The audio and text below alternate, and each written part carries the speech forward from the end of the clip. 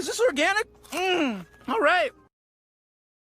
All right, Greenman here with the goods. Here to talk about a few things today. Some of my favorite podcasts. A new one just got added to the list.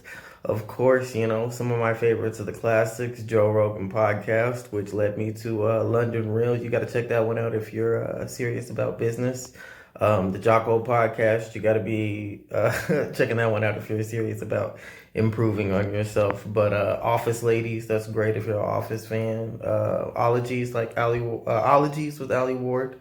Really good if you're interested in science. Duncan Trussell's really good if you're interested in psychedelics, hallucinogens, higher consciousness, and social interactions. He's a very interesting individual, and I really like his podcast. But also Block Stars with David Schwartz. If you are interested in cryptocurrency at all, you definitely got to check that one out. But the one that I'm adding to the roster today is Diverse Tech Founders. And honestly, I had never heard of this one, but luckily for me, I have a good friend who was lucky enough to be on the podcast the other day, talking about his story as a black entrepreneur, working with his startup. He's the CEO of Clevtech and the designer of the Yummybox. So I would definitely suggest checking him out because if you follow me at all on anywhere, I'm sure you know I am interested in investing, mostly in cryptocurrencies, stock, AI, technology that I see has potential for exponential growth.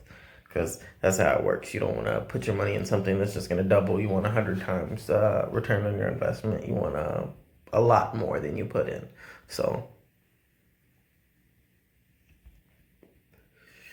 with that being said, definitely check out this podcast. He talks about how being young at the age of 13, he was selling CDs and understood or became more aware of the power that you have as an entrepreneur and the respect that you get making something from the materials or what you have available to you. He was selling CDs and made thousands of dollars, so much money that when his mom found it, she thought he was selling drugs, and he had to explain to her, like, no, I did this legitimately. You told me I could sell those CDs.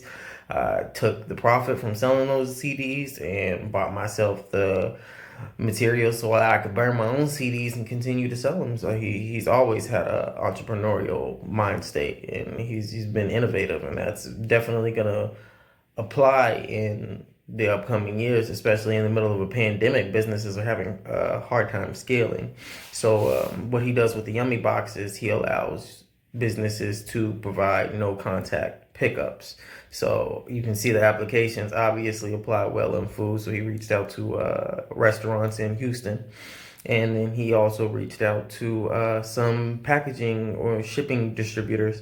So now, instead of going in, waiting in line, talking to somebody and have somebody go fumble around for your order, which takes time out of your day and theirs, and takes time and manpower away from that company, you can just get a text message, knowing your order's there, go get it, punch in a code, grab it, and go.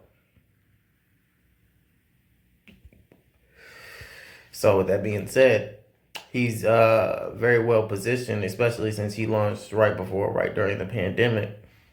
He's basically got a business model that's already socially distanced. You could add some UV diodes and keep that thing clean and green. And he even uses eco-friendly materials, salts, chlorines, and petroleum. So it's a lot lighter and a lot cheaper than a lot of the other smart lockers offered on the market. So now you not only have something that's eco-conscious and eco-friendly when everybody's talking about the environment melting, global warming, but you also have something that provides value to businesses, and then on top of that, is cheaper and more competitive than others in the market. They do the same thing. So on all avenues, he's firing on all cylinders. It sounds good to me. So definitely check it out. Dominic Nelson, Clevtech.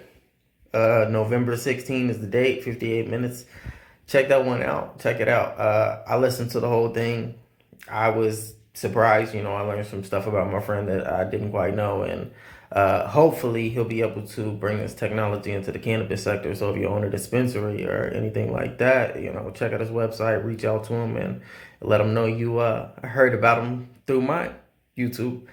But we're also gonna go check out his site. All right, and this is the website. Nice, clean, crisp. He's got an Instagram, so you can see the story from the beginning to where they are now. And the individuals that are working on the team. But I think the technology is fantastic, and they put themselves in a really good position to help other businesses scale, but expand. And that's the name of the game, is to get that money and get awareness, and also improve the world in some capacity.